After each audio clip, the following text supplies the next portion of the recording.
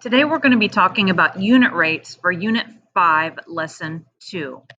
The definition of a rate is a ratio, and we reviewed ratios in Unit 5.1, is a ratio of, it's always two quantities. I don't know why it's doing this weird writing thing again. Ratio, R-A-T-I-O, of two quantities using different units.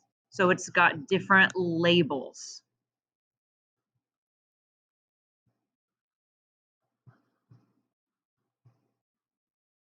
So different unit labels. And then a unit rate is what we're specifically talking about today. It is a specific type of rate that compares a number or an amount to 1. So we try to find the denominator of 1 to make it easier to compare things. Some examples of rates are miles per hour. You guys have seen that one. Speed limit. Probably beats per minute for your heart rate, and there are a lot of other ones. And I think I'm gonna have to take my little picture off here because it is, I wonder if that will help. So miles per hour, beats per minute. Unit rates always have a denominator of 1. So the denominator in a unit rate always has to be 1. Some examples of unit rates, actually these are examples of unit rates because miles per hour, oh, that didn't help at all, did it? Miles per hour would be like miles per 1 hour. I do not know what my computer's problem is. So miles per 1 hour, or how many beats per 1 minute. So when it says per something, that always means per one thing.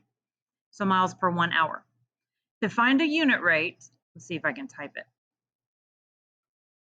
You're going to write, so to find a unit rate, you're going to write your ratio as a fraction. Sorry guys, this is not going well for me today. That is way too small. Come on, computer, what's your problem? Okay, so you're going to write the ratio as a fraction. And then using your labels, because labeling your units makes everything so much easier. Using your labels, you're going to write an equivalent fraction with the denominator of 1. So here's what they are talking about. If we had 90 miles in 2 hours, so it took us 2 hours to travel 90 miles. Notice that we kept miles in the numerator and hours in the denominator.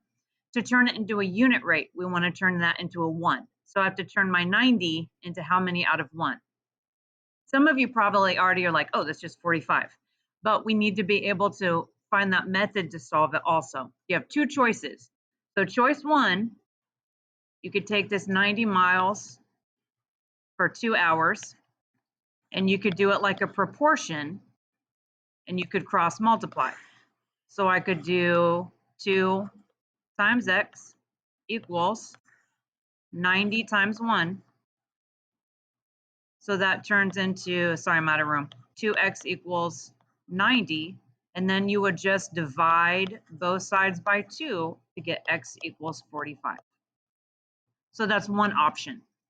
The other option is to think, well, what can I divide by to turn 2 into 1? I know 2 divided by 2 is 1, and whatever you do to the bottom, you also do to the top. And 90 divided by 2 is still 45. So those are your two options to solve these. You could cross multiply or you could divide. But remember, unit rate always has a 1 in the denominator. So for this next example, 120 miles in 3 hours, we are still talking about miles and hours. So our top is still going to be, that's an MI for miles. Our bottom is still going to be hours. And we need to have it as a 1. I'm going to use the cross products way.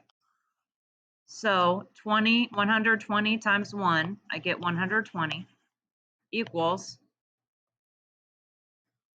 33 times x, I get 3x. And then I solve it like I do my equation. I divide both sides by 3. to get x is going to equal 120 divided by 3 is 40. So the answer to that one is going to be 40 miles per hour. Now try the next 3 examples and check them with your Edpuzzle video.